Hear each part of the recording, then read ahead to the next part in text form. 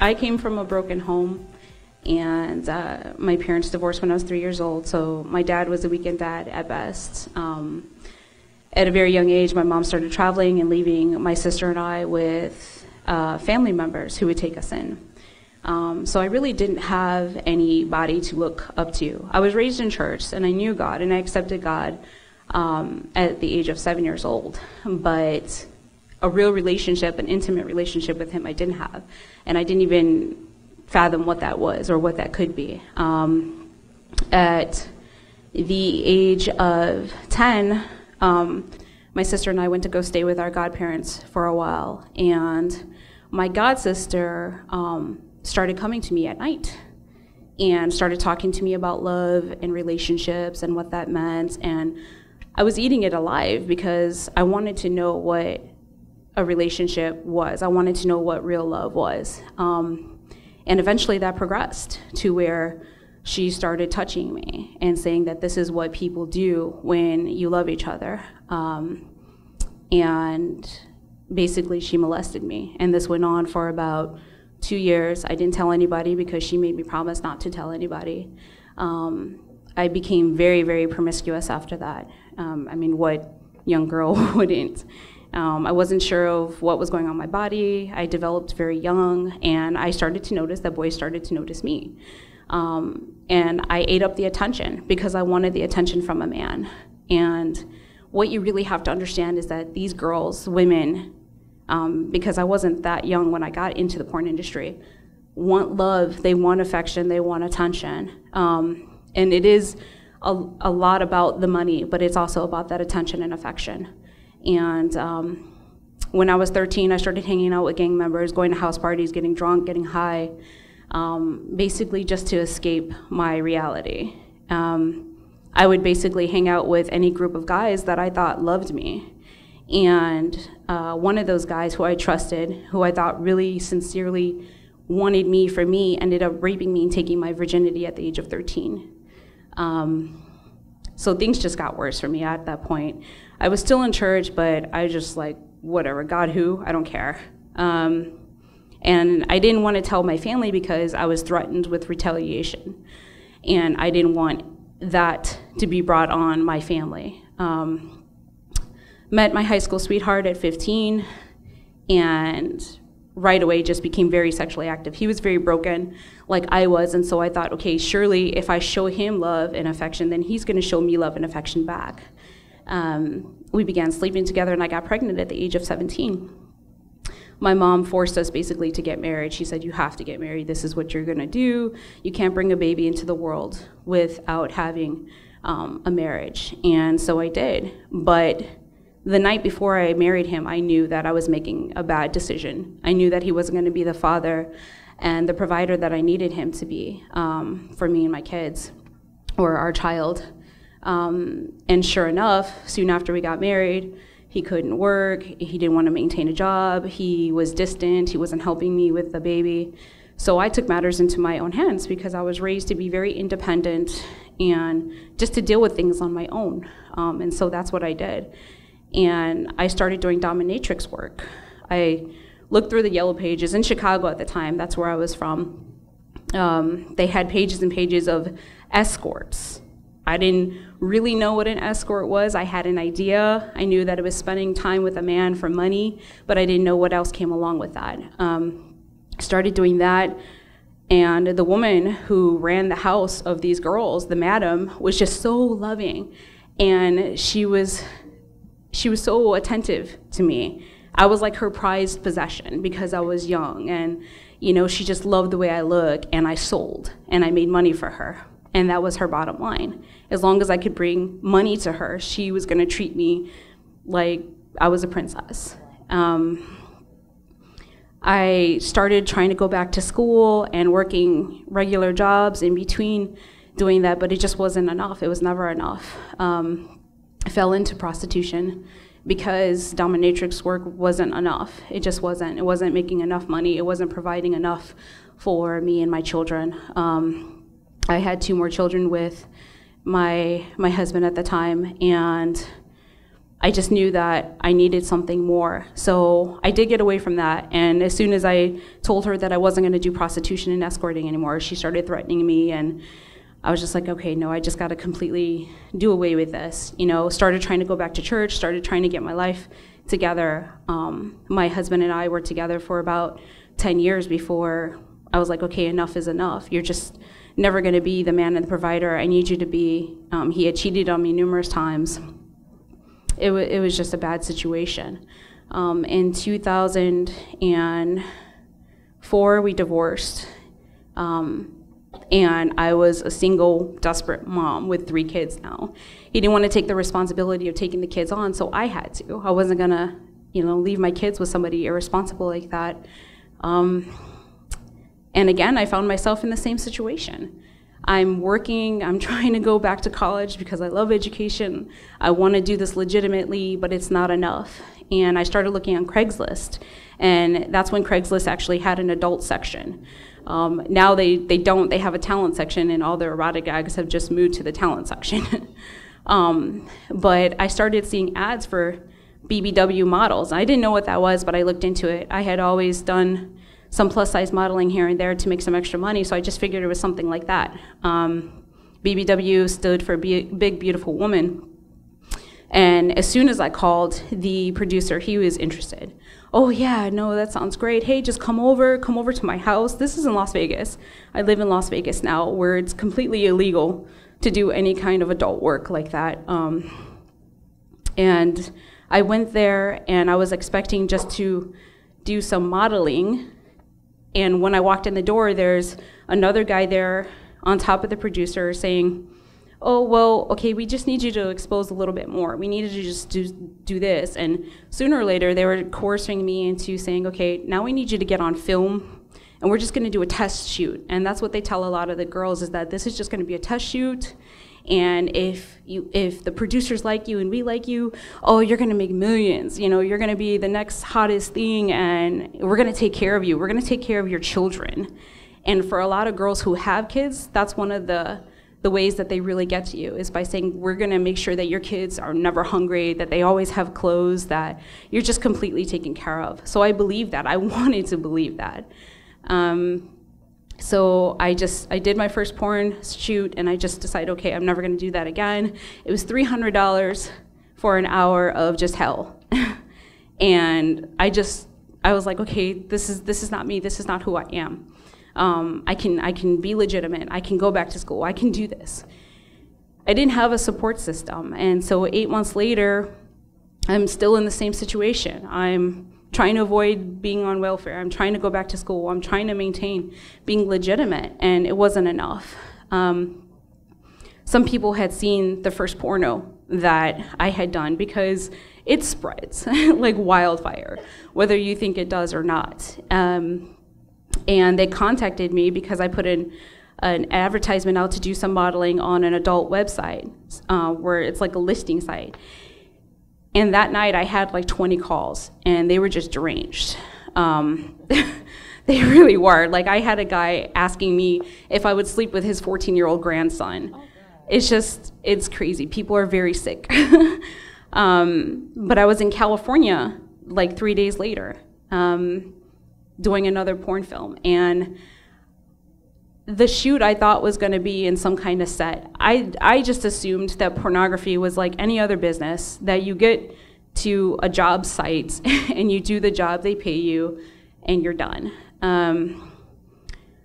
It was in Compton, California, in a very, very unsafe neighborhood, in a private motel room, and the producer was also the talent.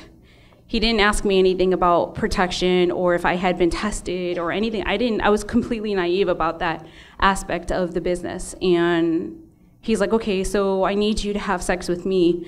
And then all of a sudden this girl comes out of the bathroom, and I need you to have sex with her too. Okay. But that's what they do. They get you into these private locations, they lock you behind private doors, and they say, look, you're gonna do this for me, or else you're not gonna get paid. You're not gonna have money. And when you're desperate, especially to feed your kids, you're gonna do what they say. And that's the situation that I was in. And after that, I just started traveling back and forth between Las Vegas and California to do different shoots. It was all about the money, because with each producer, they're like, oh, well, we know this person, and this person can get you this gig, and we can get you more money and more safety, and don't worry, we're gonna take care of you. It wasn't long before I was back and forth to Las Vegas and California like 5-6 times a week. And I just started using drugs because that's what they gave me on the set to convince me to do more. Oh, here's some marijuana, here's some alcohol, what do you need? They cater to you as long as you're making them money, and that's all they care about. You're nothing more than a piece of flesh to them. They don't care about your kids, they don't care about your family, they don't care about who you are and what you're dealing with and how broken you are. What they care about is how much money I can make off of you until you're completely devastated and done. And I just lost sight of who I was. I didn't know who I was anymore. I wasn't a good mom. Why I had initially gotten into porn was to provide for my kids, and I wasn't doing that. I was sleeping in my car basically because I traveled from Las Vegas to California, and I gave them money, and I gave my mom money to watch them, and I didn't see them because I was always in California back and forth, and it didn't matter how devastated I was. They were gonna keep using me. It came to a point where enough of what I was doing, like the solo films and even just more than one person, wasn't enough, and I wasn't making enough money. And they said, look, you gotta keep up your certain personality. You know, and I lied to the cameras, I lied to the fans. I love what I do. I love what I do because that's how you make money in porn. And I came to a producer who said that he would take complete and total control over me, basically. Thank you. Because that's what they try to do. They try to get their hooks in you so they can handle you. And he convinced me to do a gangbang scene. He said that it was gonna be 25 guys, but I wasn't really gonna have to sleep with 25 guys. That I was only gonna have to sleep with maybe about 10 of them, and they were just gonna make it look like I had slept with the rest of them. He offered me $5 grand for the scene, and I was desperate for that $5 grand. Because between traveling back and forth between Las Vegas and California and all of the expenses that came with that, I really didn't have anything to show for my time in porn. Most of the girls, the majority of the girls who do porn don't have anything to show for it afterward. And I just had to do extreme things to my body to get ready for that scene. I didn't drink, I didn't eat right. I just constantly drank water and alcohol, and they provided me with painkillers and anything that I needed to prepare for that scene to make sure. He would call me every day, oh, your big scene is coming up, are you ready? Are you ready? What do you need? I got there and I was already out of it. And he told me, he came up to me and he's like, look, you know, these are the guys that you're gonna be with. And it was just a scene of it was just vile. There's all these guys in the room. I mean, all I saw was a sea of faces. And I could barely stand, but they didn't care about that. They always videotape the girls saying that they know what they're doing, that they're not under the influence of any drugs or alcohol. Everybody is. Everybody has an addiction. Everybody is using something to get through that pain of penetration from multiple oversized men who rip up your insides and don't care if you're in a hospital for 2 weeks after that. And they walked me to the scene, and I did the scene, but I blacked out during it, and they still kept filming. They just cut out that part. It took a total of like 6 to 8 hours, and I don't remember most of it. But they didn't care about that because I was making them money. And when it was over with, all I remember is that I'm covered in bodily fluids, saliva, and semen, and God knows what else. And all these guys come up to me, they want to take pictures with me. And then it dawned on me, something's not right. These guys are supposed to be industry talent. They're supposed to be regulars. Why do they want a picture with me right now? So I started talking to one of them, and it came out that he was one of my biggest fans. An ad had been put in an LA paper to come sleep with your favorite porn star. So the producer had told me that all these guys had been tested, that they were industry regulars. I didn't know what I exposed myself to that day. I was just so scared and so devastated that I got sick, and I went up to the dressing room and just started throwing up, and I had to get out of there. I couldn't breathe. And I met a husband and a wife team who promised me freedom from the regular porn industry by giving me my own website. So, of course, I wanted to get away from the abuse. And I started working on my own website, but then when I started not meeting their demands, they started threatening me. And the threats just got worse. And then the web producer wanted to have sex with me on the side when his wife wasn't around. And he would hold that over my head. He would hold the website over my head. It just got to the point where enough was enough. I told him that I wasn't going to do porn anymore. I wasn't going to do my website anymore. He threatened to take my kids away from me. And he told me that it would never come down. And the website is still there. I can't take it down. Because once you sign that paper, you're signing your life away. And most of these girls don't realize that once you get into the industry and you sign that paper, that's it. Your life no longer belongs to you. They said all these things about me that I never said on videos and on my website. But I can't claim that I didn't. I can't prove that I didn't. And I was just ready to kill myself, honestly. I mean, I just got to a point where I was done. Enough was enough. And I drank and I drank and I drank, but I didn't die. God didn't let me die. And after a couple hours of just tearful praying and just crying out to God, I got online and I Googled porn help and I found Shelley.